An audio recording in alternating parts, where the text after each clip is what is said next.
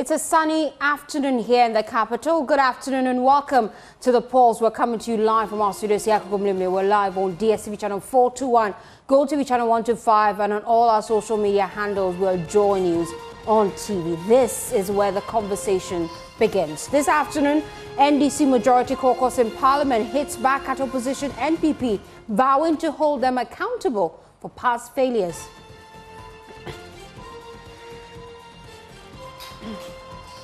Also coming up, NPP flag bearer race intensifies as various polls suggesting Dr. Bawumia leads the pack, followed closely by Kennedy Agyapong. The JoyNews research team will be in the studio to break down the numbers. Also coming up, Cabinet approves a recommendation for the revocation of all state lands sold without due process to ensure value for money and the protection of state assets. And much later, Cybersecurity Authority uncovers a dangerous cyber attack in which criminals are exploiting WhatsApp web to steal bank credentials and one-time passwords, including mobile money OTPs from users in Ghana. The Pulse, as always, is brought to you by Deaf and Real Cough Expectorant, Deaf and Real Breathe Easy, Feel Better. My name is Faustina Safo. Please stay for details.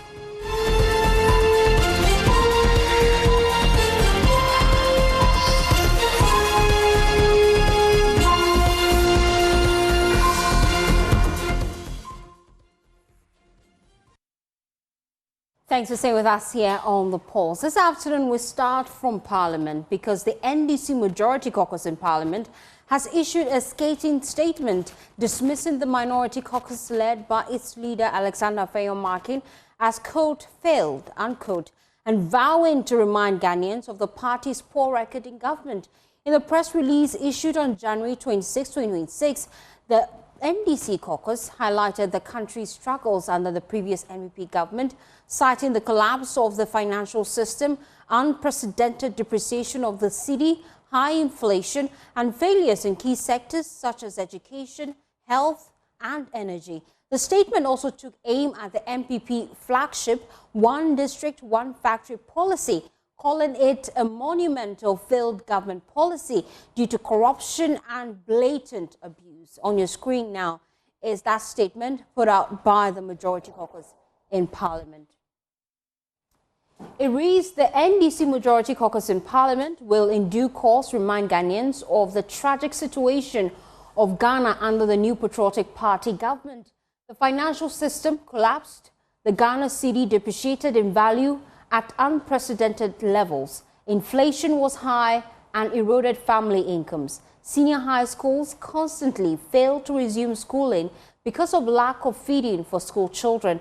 Hospitals turned away patients because the NHRA was failing consistently in claims payment. The energy sector accumulated unprecedented debts and utilities flooded due in part to unprecedented levels of corruption.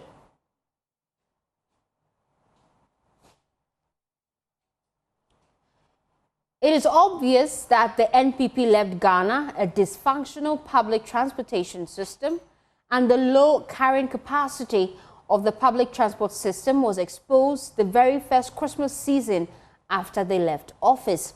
Government has already outlined measures put in place to beef up the fleet of buses of the various state-owned transport companies.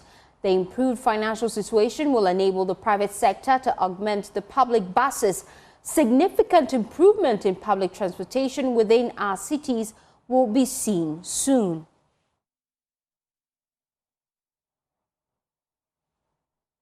When Parliament resumes, the majority says, the Majority Caucus side will request for a detailed audit of the One District, One Factory policy to establish the identity of the companies that received the tax exemptions and exactly what the tax exemptions were actually used for. The One District, One Factory policy was particularly outstanding as monumentally failed government policy due to corruption and blatant abuse. If it was that successful, many of the youths that Afenyo-Markin pretends to be concerned about would have had jobs in the private sector by now, the majority says. The government continues to work towards a 24-hour economy by ensuring the creation of a fiscal environment conducive for industrialization and high demand to spur growth in the services sector. When Parliament resumes in early February, the legal framework for the formalization of the 24-hour economy will be passed into law to establish the 24-hour economy authority. It was clear that by the close of 2024, the National Health Insurance Scheme had collapsed. The free senior high school was a total failure, as predicted by the NDC, and even decentralized governance was dysfunctional as district assemblies became financially strangulated. The collapse of Ghana's financial system due to indecent levels of corruption and financial mismanagement denied funds to these critical social interventions. The statement goes on to state that the NDC government's exceptional performance in economic and financial management has been acknowledged by the International Monetary Fund, the World Bank, and all international credit rating institutions. Current exchange rate, rate of inflation, and foreign reserves testify to this point. They go on to state that smart economic and financial policies, fiscal discipline, and prudence have been the underlying causes of these successful and exceptional quick turnaround.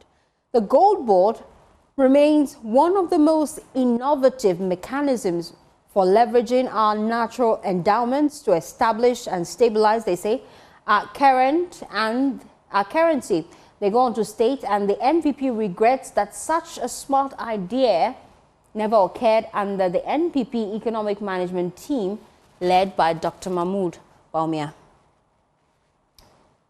Quite a lengthy statement the Majority Caucus put out today, but we're trying to walk you through it so that you get just bits and pieces of all the responses they had for the minority. They go on to state that Ghana's foreign policy has become very sound and has contributed to the economic diplomacy that has enabled the fast economic turnaround we're witnessing today. The NDC caucus highly commends the Minister of Foreign Affairs, Samuel Okudzeto-Ablakwa, for the dynamism he has brought to the ministry. If you recall, the minority held a news conference pushing for the dismissal of the Foreign Affairs Minister. This is a subtle response to that. They're commending his work so far, the Majority Caucus. They go on to state that government has fought Galamsey with unprecedented ferocity, and the battle is being won. The rate of destruction of our environment has significantly halted, and investment, they go on to state, has improved. So that's the statement put out by the Majority Caucus in Parliament.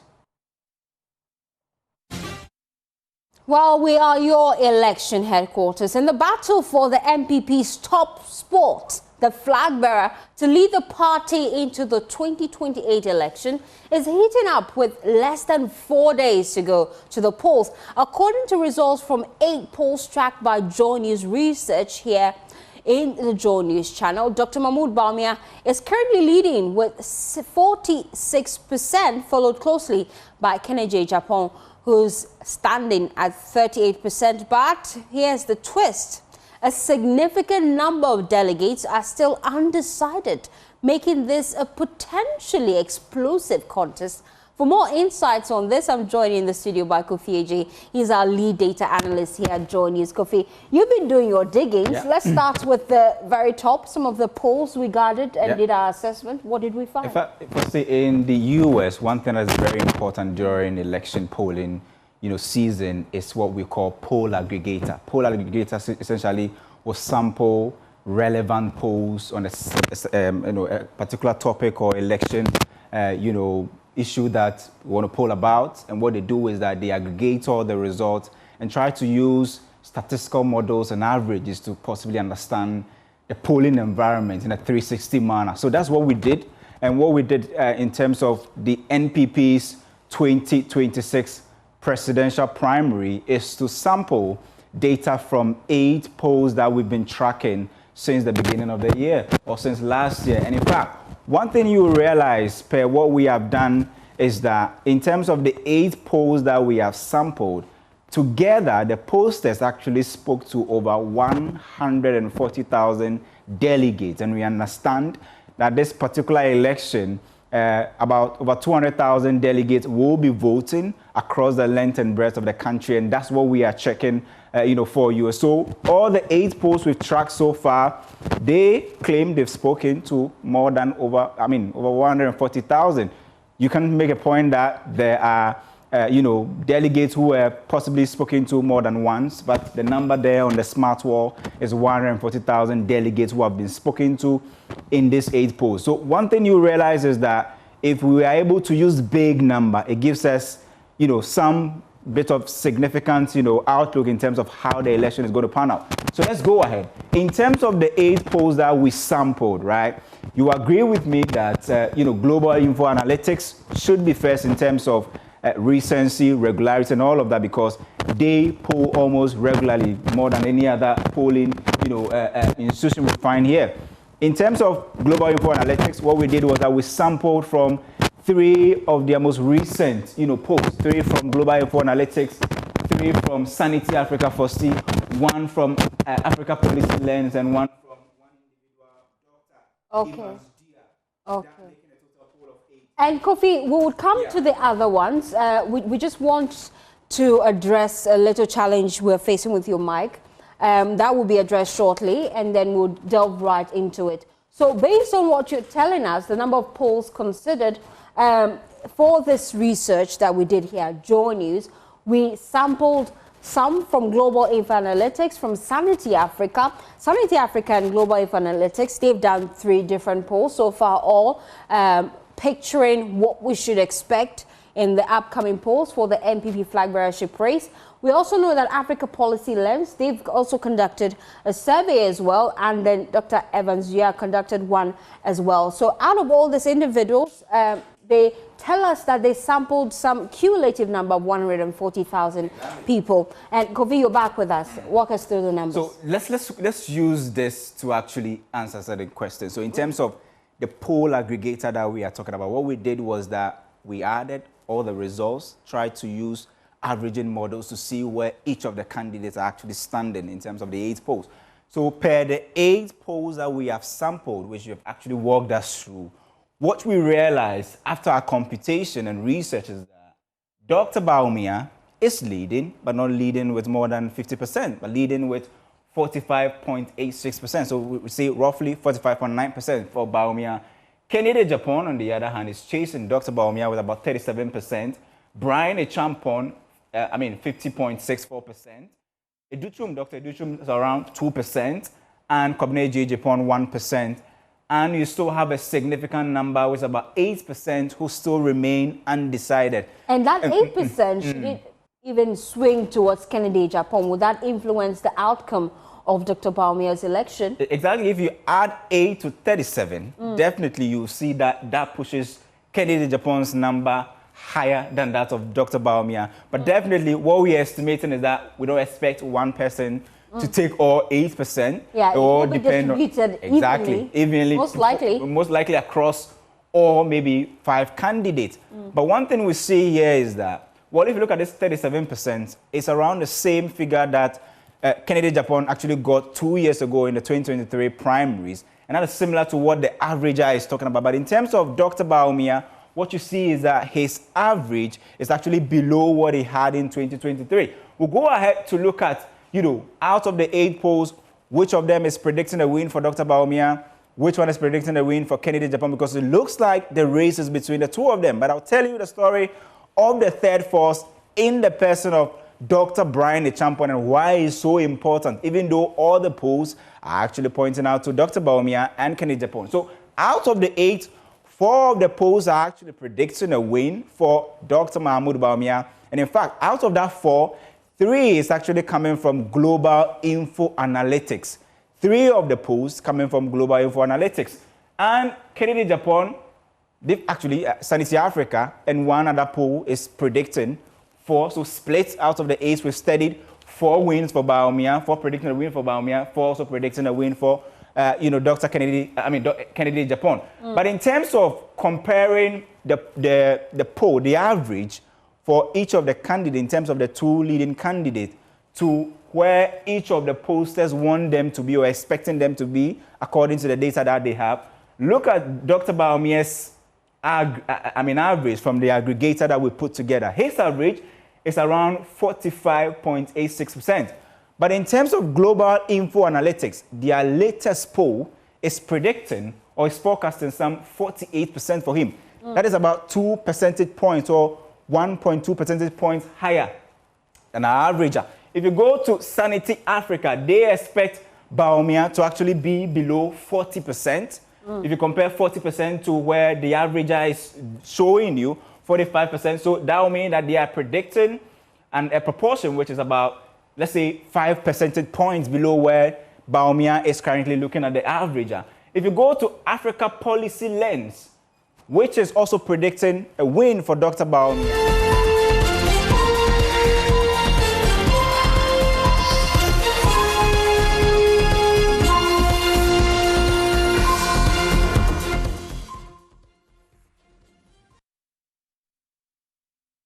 Thanks for staying with us here on The Pulse. Now, the rainy season is almost here, and that means that time is running out to fix that leaking roof and those stubborn window drips, or the damp patches creeping up on your walls. You may have tried product after product, paints that promise protection, but peeled, cracked, or failed the moment the heavy rains began. But what if this year could be different? There's a solution for you, finally, specifically designed to seal out water, stop leakages, and protect your home or office for the long term. It's called Easy Paint Waterproof Solutions. And if you've been watching The Pulse, you know that they become like family. They are always here. And it's changing how Ghanaians protect their buildings from water damage. To explain how this innovative system works, I'm joined in the studio by Stephanie Zenobia Opoku-Dakwa. She is head of sales there at Easy Paint. We appreciate your time. It's always a pleasure to have you in the studio. So let's delve right into it. How can I protect my walls and my floors this festive season that we've gone through? A lot of people visited our homes, but now we know that we're preparing for the rains. What should I do? Thank you so much, and good afternoon to your cherished viewers. So usually after this festive season, you get a lot of people planning to build in January. Yes, because they believe that is the season that they get the dry weather and then they can work on their lands. But there's something funny when you go on these lands and you realize that there are problems there. And especially to those who have already built, like you're seeing on your screens, and you've left these walls standing for a very long time. You get to see that these walls you're watching on your screen have problems with them. The plastering that you did, it's dried all right, good to apply the waterproof, but you can see that it is starting to show off some problems, which means the plastering is affected and it needs waterproof paint to protect the buildings. These are the little problems that we don't usually, consider, and then we just rush and then build up the house and it starts giving us a problem. But I keep telling people that if you just bought a land and you're trying to develop at this time, that is the best time that you can do your waterproofing from the foundation level. If maybe you haven't done the foundation or you finished with the foundation and you've laid your blocks as you've seen on your screen, we can just deck some, all the four corners around it, put the waterproof in there to stop the water from the flow if there's water coming in or there's water in the land. So we just take around the foundation, we put the waterproof in there, then it stops the water from seeping in through the walls. But if it doesn't, and then the water comes in, it starts giving you all these discolorations on the wall. It begins in very small, circles, and if you don't pay so much attention to it, then they generate and they become so nasty that you only don't even want to stay in your own home because it's very nasty. You don't want to. And that is when it is very difficult. It goes through a lot of process before we do the application of the waterproof on it. And how about concrete walls and even exteriors? Can you fix that with easy? Very easily, very easily. You know, concrete walls are the best because the waterproof paint works very best on concrete. You know, once you're done with this, look at this very house on your screen. See that it's been left unattended to. And to go to this house, you feel that, oh, the only thing I now have to do is to just apply my primer and then maybe move in. But this house needs a lot of work. It needs to be cleaned. I tell people, if your building looks like this, you need a thorough wash. You need to get a tanker there on site, get iron brushes and soapy water, do a thorough cleaning on this building before we apply the waterproof paint inside and outside of the building, so that whatever, you know, faults or whatever decays have gone in whilst it stayed like this will be solved. So usually people will tell me, oh, yes, entire building. People will say, oh, it is just the inside that is, you know, would be needed. No, this very house, you need to work on both interior and exterior because it's so damaged. You see all the fungi building up in there. And so it means that the entire house has to be waterproofed as your primer, and then you apply your base coat. And how about if the structure has like iron roofing sheets? How do I go about it? Do I have to take it all out entirely? Is there a process that can help me? Yes.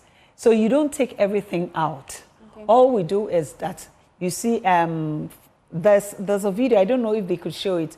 You see some young men doing washing with a pump machine. So those places that have the iron rods and the roofing sheets, that is how the cleaning goes. It just goes on it. You don't need to change anything. Then the application is done, just as this young man is doing in there.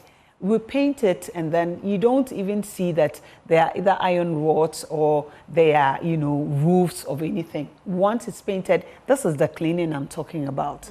So once this is done, the surface that has the problem is exposed, and then the waterproof is applied. But how do I even apply easy waterproof paint? On what surface would you recommend I use it for? So the nice thing about this is it works on every surface. Every surface. All we need to do is that the surface to be applied has to be cleaned, like you see, has to be cleaned inside or outside. If it's interior, we encourage that if it's an old building, once you're done with the sandpaper, just get a bucket filled with soapy water and a damping cloth, get the dust off it, and then you mix your waterproof paint. When the walls are dry, kindly note when the walls are dry. Once you finish the cleaning, you need for it to dry before you apply the waterproof.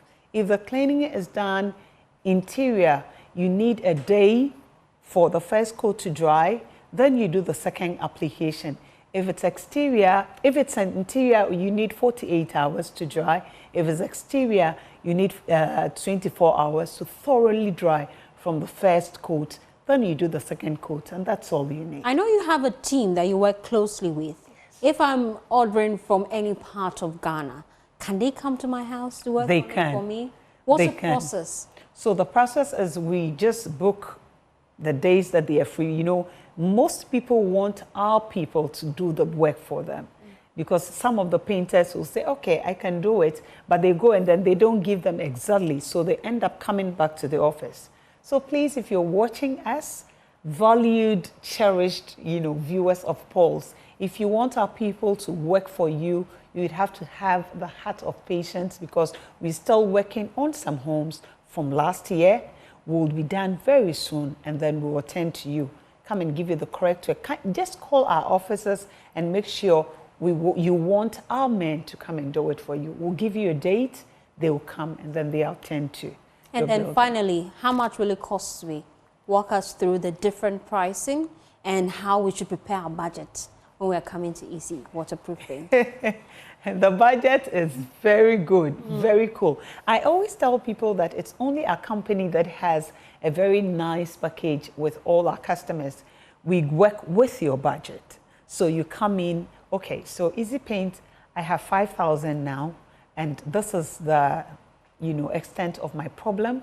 We would work up something with you, and then we work within your budget. We give you a nice payment term, and then you come and then you settle it. But with what we're seeing on the screen, how much will it cost me to get one of these? This one? Yes. It's very cheap. Wow. Very cheap. So that's why you should call Easy Waterproof Paint and let them come to your homes and work on it. Thank you so much, Zenobia. It's always a pleasure having you in the studio.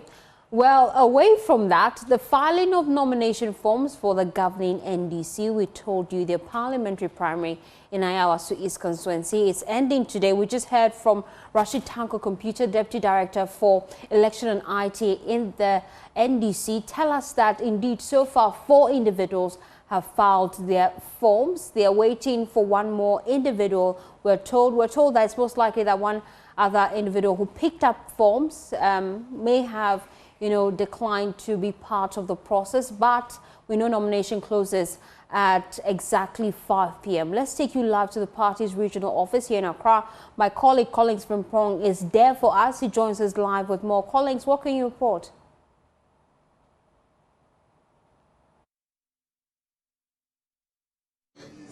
First, here at the regional office in Accra here, where the NDC regional executives have been here for quite some time now, ensuring that everything goes well for those that they've declared their intention to contest for the parliamentary election or the by-election at the Ayawaso East. But a few minutes ago, I just left the Ayawaso East regional office for the NDC, and the information that I picked from the ground is that one of the aspirants who picked his nomination have withdrawn from the race, and I'll be giving you the name of the person. The information that I have is that Mohammed Abdul Salam, among the 6 people that declared their intention to pick their nomination forms few days ago, today have declared at the Ayawaso East office, the NDC office there, throwing his support behind Hajia Amina Adam,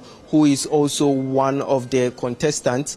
The information is that she has also picked her forms and hoping that she will win this particular race and lead the NDC going into March 3 parliamentary election, by-election also there. And Hajia Amina Adam is the wife of the late parliamentary member for Ayawaso East here. I have the regional secretary for the NDC here that I want to engage. Sir, good afternoon. You are live on JoyNews. Good afternoon, and thank you to your viewers. So far, how's the process going? Oh, it has been very smooth. Picking of nominations, we didn't see any disturbances. Party members comported themselves. The aspirants also comported themselves. The media was also here to also ensure that whatever we are doing was carried out to the people.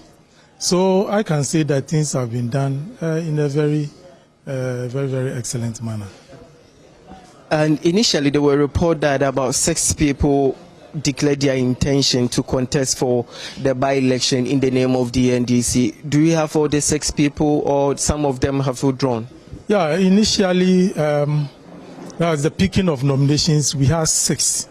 In the name of Mohammed Ramni, Mohammed Abu Salam, Yakubu Azindo, Mohammed Baba Jama Ahmed, Najib Mohammed Sani, and then Amina Adam. They were the 6 that picked forms to go and then fill and then come back. But today, as of now, 5 of them have so far come to us, and out of the 5, 1 has withdrawn. That is Mohammed Abu Salam. He has withdrawn from the race. So currently, per our records, Mohammed Ramni, Yakubu Azendo, Mohammed Baba Jamal Ahmed, and then Amina Adam. Currently, they are the ones that have completed the processes. But we still have some time, and once it is not 5 o'clock, maybe the last person will also show up. So we are waiting. But do you have any information? Has he communicated to you that you should wait, he will submit his forms? Well, whether to communicate or not to communicate, that is not the issue. The issue is that we've given them the time for start and then the time to end. And they know it's 7 to 5. So after 5, that is it. Yeah. Have you heard from the only woman who is hoping to lead the constituency? I mean, Hajia Amina, have you heard from her? Well, when it comes to picking of nomination forms and then filing, it is not necessarily that the aspirants should be present. Definitely the aspirants will be having some lieutenants around him or her that he or she can work with. And that is exactly what Amina Adam has done. Picking of nominations, some of his lieutenants came and picked, and then today filing, they came to file. The most important thing is the requirements have been met, and I can say that she has met all the requirements. Is there anyone who did not meet any of the requirements? Well, when it comes to the actual process, some of them, we had to refer them to some anomalies that they had to correct. One of the main anomalies that we saw was they coming here with the cash amount, that's the filing fee. Meanwhile, in the guidelines, it was stated that they should pay at the bank. So once they came here with the cash, we asked them to go back to the bank and then make payment. And once they come to show evidence of payment, we continue the process. So that has been the main. But aside that, everything has been very smooth. So we will not be hearing that somebody has been disqualified from contesting? Disqualification is not the work of the this committee. No. Ours is to sell the forms and then to receive the forms. And that is exactly what has been done. There were basic requirements that we have to ensure that it is done. And that one we have ensured. But as to the aspirants going through vetting, it is another step.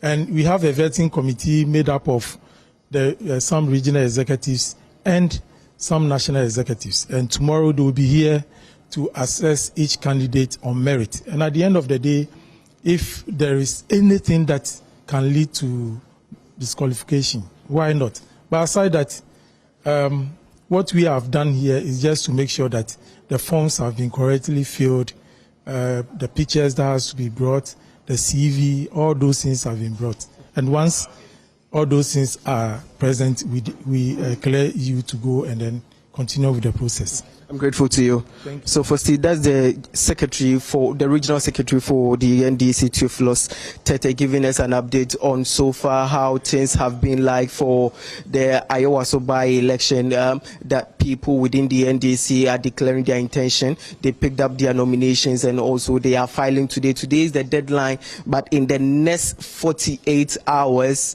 and they will be closing, the party will be closing the filing of the nomination. And as earlier we were told that 6 people declared their intentions to contest in the name of the NDC for the Ayawaso East seat. One person has withdrawn, that's Mohammed Abdul Salam, who has withdrawn. And initially he picked his nomination forms, but today he made it known that he is withdrawing from the race, so he is not going to file his nomination. And also, just right now, I've been informed that out of the 6 or out of the 5, one person is yet to file his nomination forms. So the executives are here waiting until 5 p.m. And if he doesn't, then it means that he will not be able to contest. But the information that I picked when I went to the Ayawaso East NDC office suggests or shows that Mohammed Abdul Salam withdrawing from the NDC race was that he is throwing his support behind Hajia Amina Adam, who is the only female candidate in this particular race there. Firstly. Thank you so much, Collins, for that update live from the party's constituency headquarters here in Accra. Well, away from that, the Municipal Chief Executive of La Dade Kotopong, Alfredo Zini, has said that structures affected by today's demolition exercise were put up without required permits. The National Disaster Management Organization today continued its demolition exercise at Chado to protect the Bishi Lagoon from encroachment. Today's operation follows a similar exercise carried out on Monday along the Teshi Bush Road, aimed at safeguarding the lagoon and reducing the risk of flooding. My colleague Gemma Piath was at Chado and reports.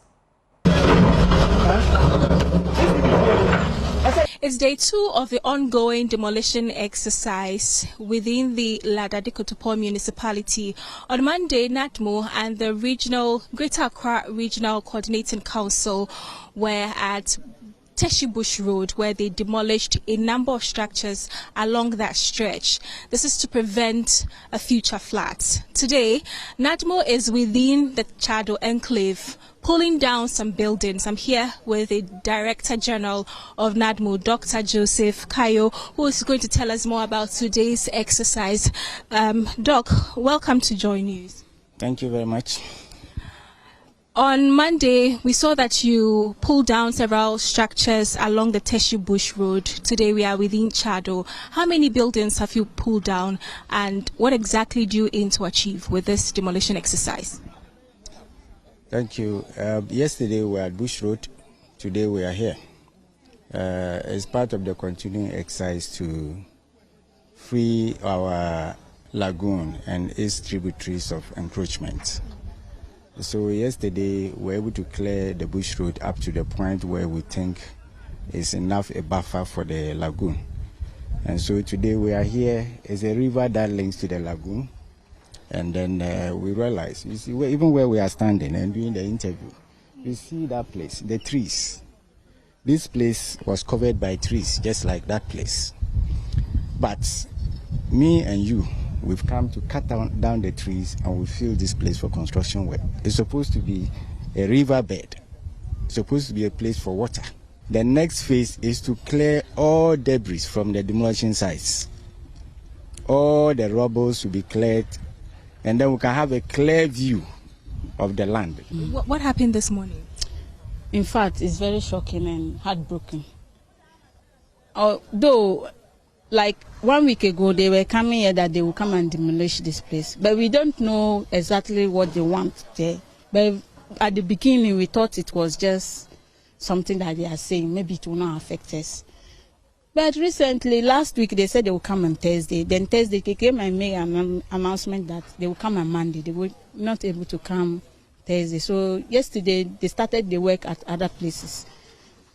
Today, we are here. This morning, we saw their bulldozer here. But even we are begging them, they should consider us. We don't have anywhere to go. Right now, you are demolishing, no compensation. Oh, please take this one and find somewhere to live. That one we will understand. But right now, we have rendered us homeless. Right now, we are homeless. Look at everyone. They are standing there. They are looking for somewhere to go.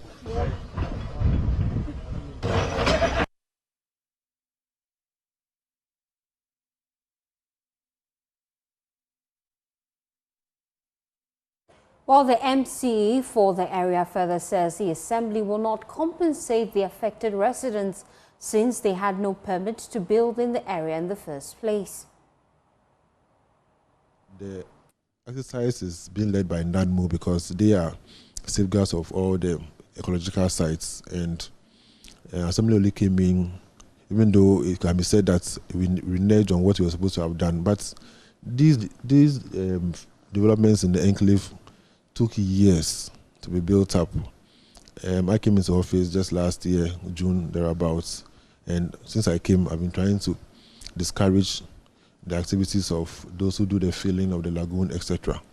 So it's just incidental that it happens that NADMO is taking this decision at this time, and as an appointee of the same government as the NADMO and then the regional minister, I don't think I had any moral right to stop them from undertaking what we think that can help all of us to prevent flooding whenever it rains. So would you say that the assembly didn't have the capacity to stop them, to pull down those buildings, and it had to take NADMO to come in? I wouldn't say we don't have the capacity, except that we usually have steps we take to ensure that there's less damage to lives and property there. So we usually have community engagements. We engage state agencies that are also concerned about the place. We've engaged EPA, we've engaged Ghana Hydrological Services, Ghana Hydro Authority, we've engaged Water Resources Commission for all these bodies to advise us on where the limitation of the buffer is, and then we know where to take action. some of these communications are done by letters, so it takes a while. And then we go to the communities, invite them for meetings, and then we explain to them why they shouldn't be in the spaces they are. So it takes quite a while. So it was going to be an eventual thing for the assembly itself to have done the exercise, but NADMO had to come in because I'm sure they felt maybe our processes were a little slower, and then maybe we are in January now, we are approaching the rainy season, and they do not want us to say, oh, maybe it's too close. So I'm sure that's why they want to take the exercise early enough to prevent flooding when it is not done properly. What happens to the people who have been affected by this demolition exercise? Do you have any plans to support them, compensate them, relocate them? What do you do next? From our standpoint, and I believe from the traditional authorities' standpoint, that place is an ecological site. Nobody has been given permits to build in that site. So I think it will be difficult to say we want to compensate them, because I'm not sure we'll have any legal basis to compensate them. It's very difficult. For relocation, well, same thing. Human beings don't live there or shouldn't live there. So I doubt it will be the Assembly's responsibility to relocate them. I really can't think about it. But if there's anything humanly possible we can do, I think we will do. For now, it's NADMO's operation, and we can only sympathize that not so much damage will be done to property. Away from that, Cabinet has approved the recommendation to revoke all state lands that did not undergo a process of auditing during a review conducted by a committee set up by the Mahama-led administration to ensure value for money in state land transactions. Speaking during a visit, the Vice President, Professor Nano Agyapong, spoke at the Lands Ministry. The Sector Minister, Emmanuel Amakofiwa, warned that the ministry will strictly implement Cabinet's directive. He says once the process is completed, public officials will no longer attempt to unlawfully acquire state lands, as the names of those involved will be published. I gave the story that my own house that I lived in for 6 years, I didn't have title. The day it was announced that I was nominated as lands minister, I got a message that my documents, they are working on it fast for me. And it's true story. It's true story. Frankly, it is clear that the systems, land administration, providing basic services for the people of Ghana must change. And so we began that journey first to look at what is really the problem at the Lands Commission. What has been the challenge at the Lands Commission? And these are the challenges that were described. And the process of reviewing. One of the things we all heard about was that public lands that government had taken for specific purposes that now belong to government, some of them for agricultural purposes, some of them for different purposes were not used, now becomes government property. And somehow the people who have been given the charge to protect these lands were somehow abusing it. And so His Excellency the President vowed to make sure that we get it right. And I'm happy to tell you that we constituted a team led by my able deputy, and we got cabinet approval to address that in the long term. That it will, by the time we finish, no government official will even cross their mind to take public land, because we'll publish your name in every newspaper. By the way, the cabinet has approved our recommendation that all public lands that had been sold are going under review to make sure there's value for money, and process audit was done. Those that didn't finish the process are automatically cancelled. And so we are going on to make sure that we implement to the letter the cabinet recommendation to give confidence to the people of Ghana that we are going to protect public lands. Well, it says Ghana is set to receive $20 million in carbon payments this year following efforts to reduce emissions under climate-related initiatives. In addition, he says Ghana will sign a $30 million support agreement for climate initiatives within the year. According to the minister, these developments show that the international community is taking notice of Ghana's climate actions.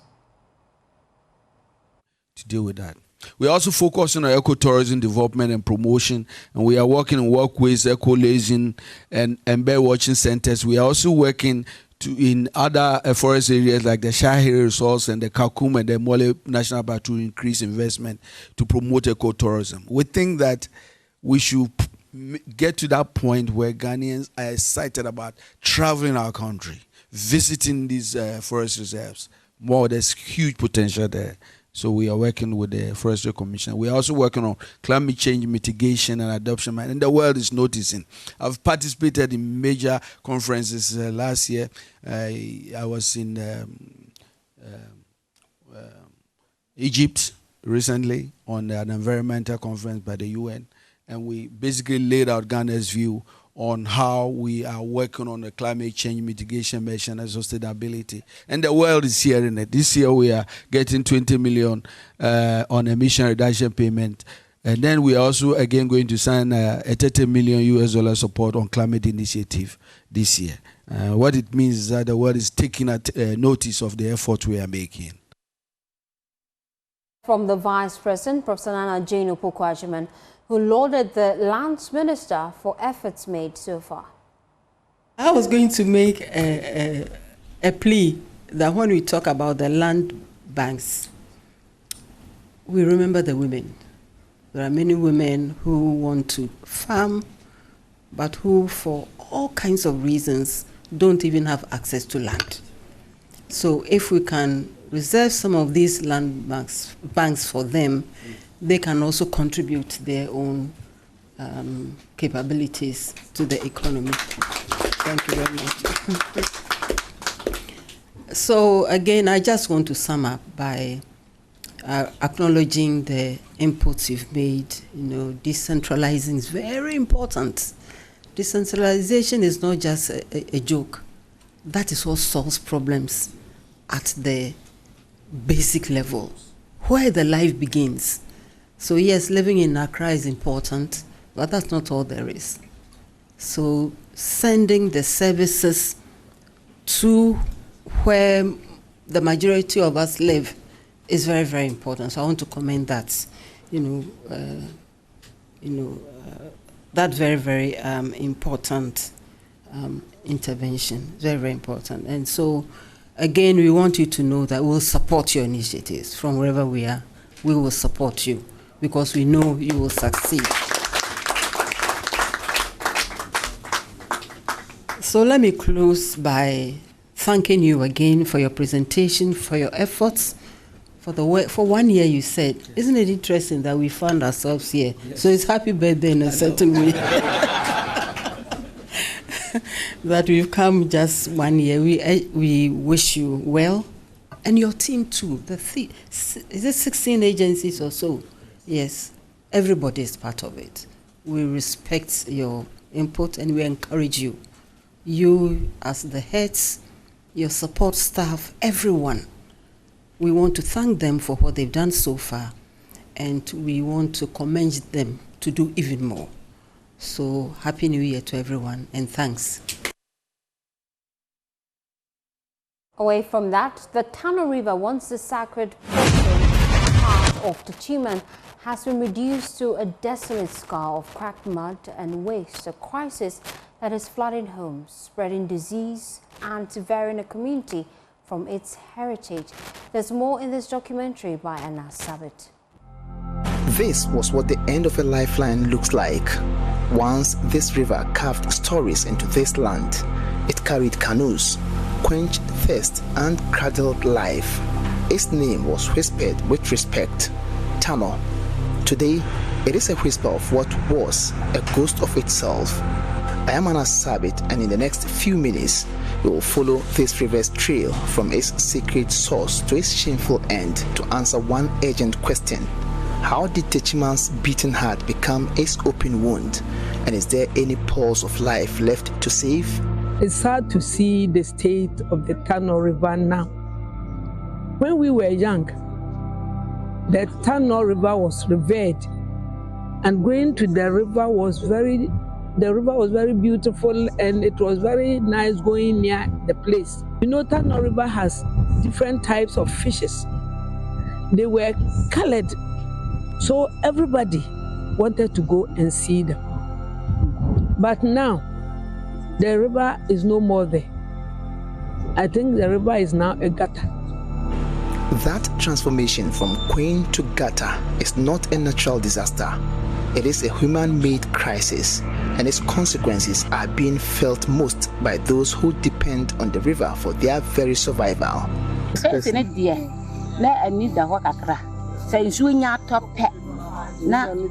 Na ewura na haban na politics mu mi ba bia politics mu kuro po free e ba gu nso ya ba sa na e ba no wa no ma wonya ba bia enkwasa be no. Assemblyman for Tanoso, Honorable Zakaria Mohammed, shares how the people here are suffering from this unsafe drinking water, with the community seeing a sharp rise in its typhoid, severe diarrhea illnesses and cholera.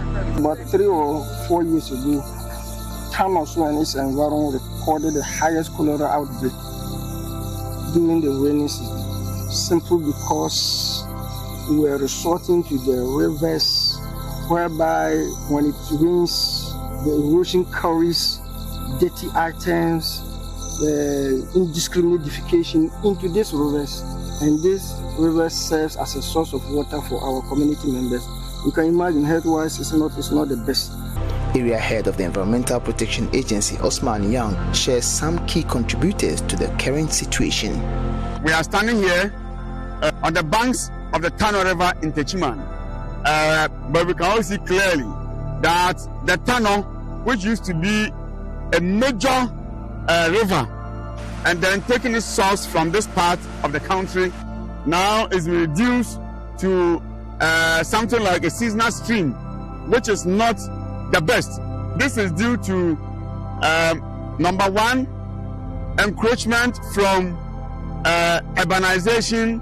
So if you just look ahead here, about 30 meters away from where I'm currently standing, there are a lot of houses which have encroached the riparian buffer that protects the Tano River.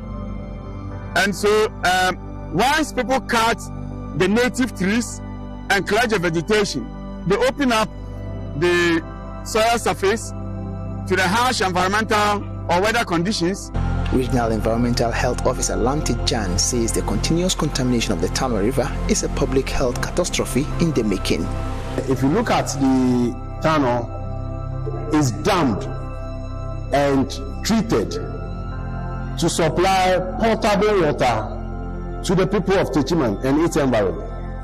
So if we are found defecating at one end of it, then the institution, that is Ghana Water Company, requires more of resources to treat. So we are urging those who have taken those bodies at their defecating site to desist from it. In the face of this colossal challenge, however, a new generation is refusing to surrender. They are the city boys, and they have declared that the fate of their city is inextricably linked to the fate of this river. Abdulhamid, popularly known as Ice Papa, is the leader of the group. We as selfless volunteers have taken upon ourselves that we will restore this Tano River to bring it back to life, to its normal shape, to its normal purpose, what it was usually meant for. So today we are here basically to give this place a very unique look. We want to bring the old Tano back again. We want to revive all these river sites. Abdulhamid says all the group needs is the support of those in authority, and the time to act is now. We are pleading to Nananom to come to our aid, and all the stakeholders, the minister, the MP, Honorable Agyapong, and the mayor, they should come together. People who also have Techiman in their heart, so that we can revive this river, this Tano River again. Anna Sabit, JoyNews, Techiman. This story is brought to you by JoyNews in partnership with CDKN Ghana, University of Ghana Center for Climate Change and Sustainability Studies, with funding from CLARE R41 Opportunities Fund.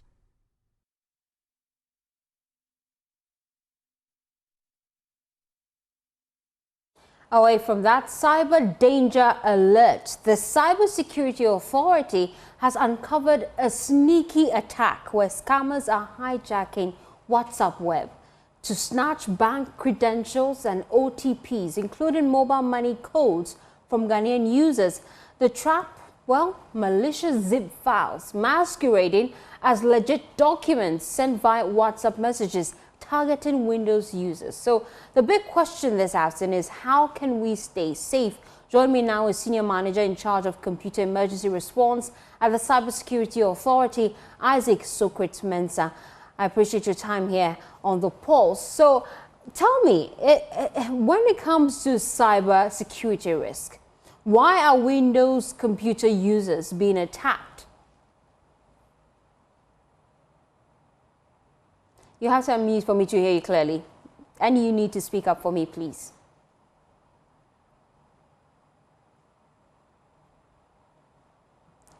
Can you hear me? Loud and clear now. Right. Thank you. So, thank you very much for the opportunity to inform your listeners and viewers as to what's going on in the cyberspace. So, Windows users are being targeted specifically in this case because of when it comes to such kind of attacks, it's a matter of numbers, right?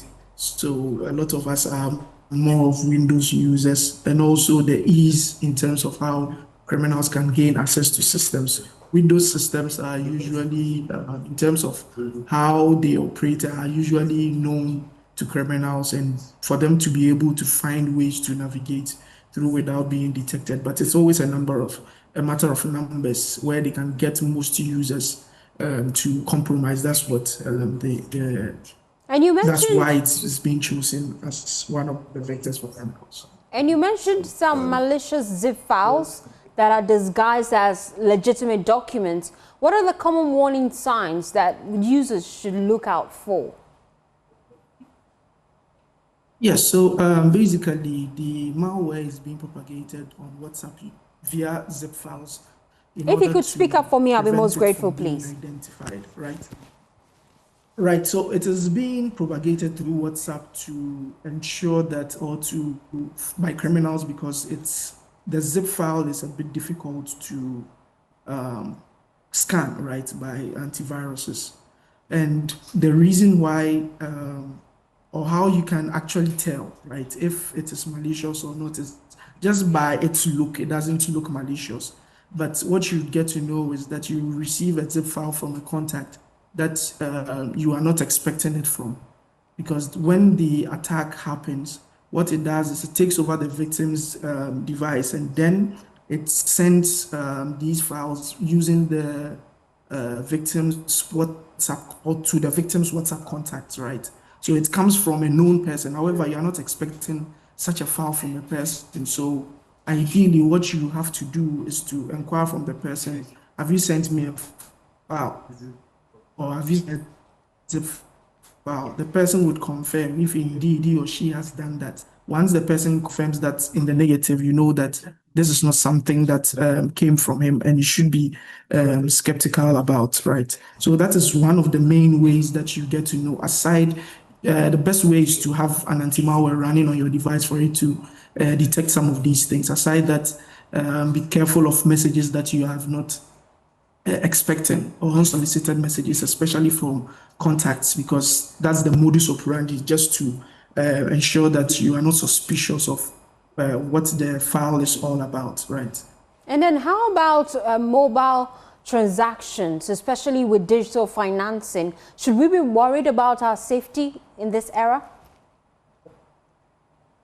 So currently, based on what we have analyzed, or what we have, the checks that we've done concerning this particular propagation,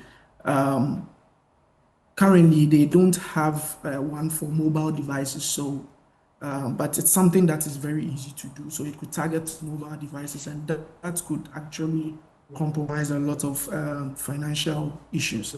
However, if you're somebody who does a lot of digital banking using your mobile, your laptops or your desktops, then it's something that you should be wary about, because what this particular malware does is once you are infected with it, or once your device is infected with it, what it does is that it keeps spying on you and also siphoning passwords that you are entering into various web browsers. So it gains access to your web browser basically. So once you're accessing your financial platforms on some of these web browsers, it's likely that they could siphon the credentials being used, and then it is sent to the criminals for further attacks. So yes, to some extent, we should be worried when it comes to our finances, especially those of us that access it on our PCs. Yeah.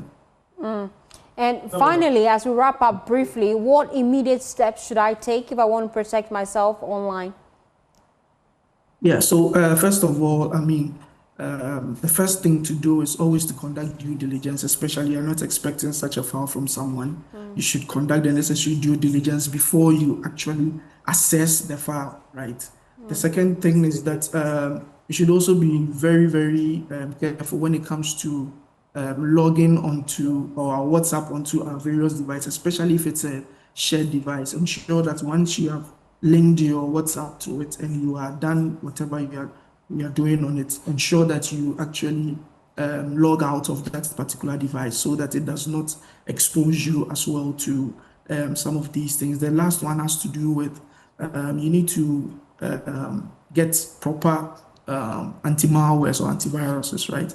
That can detect some of these malwares, because it's not something you can visibly see with your eye. It runs in the background, and it's only malwares that are able to detect some of these things.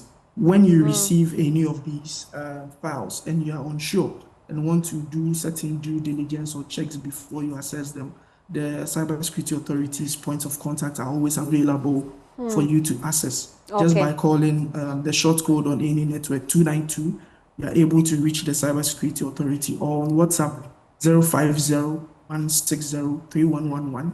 You'll be able to reach us, or on email report@csa.gov.gh. You can reach us on any of these channels, and then we can do the necessary checks for you before you can access any of these now. Yeah. Thank you so much for your time here on The Pulse. And that's how we wrap up The Pulse. I appreciate your time and your company. For more news, please log on to myjoyonline.com. My name is Faustina Safo. Have a pleasant day. You could see the top story there. Great read. Multimedia Group versus Kennedy Agyapong. Court adjourns defamation trial to February 11th.